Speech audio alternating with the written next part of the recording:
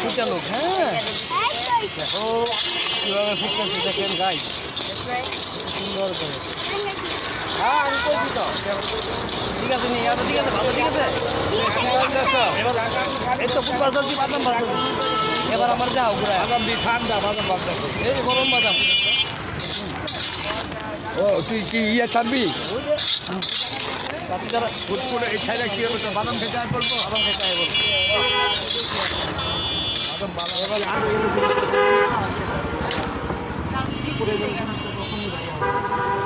ভালো না হয় তাহলে কিন্তু খেতে থাকবে না।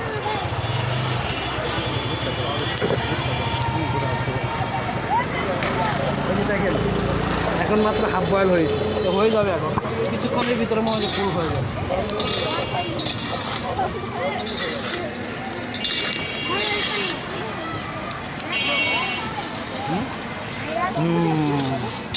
এই যে দেখেন, এই তো উস্তাদি গাও, এটা হচ্ছে উস্তাদি লাউ, ঠিক আছে। প্রত্যেকটা বার এইভাবে লাড়ার উপর রাখতে হবে, যদি লাড়ার উপর রাখেন তাহলেই সঠিক হবে, না হলে কখনোই সঠিক হবে না, তাহলে পুড়ে যাবে, এক সেট পুড়ে যাবে, এক সেট হবে না। এই যে গাইস দেখেন, বাদামটা এইভাবে লাড়ার উপর রাখতে হবে, তো এভাবে নামাইতে হবে, এইভাবে নামানোর স্টাইলটা।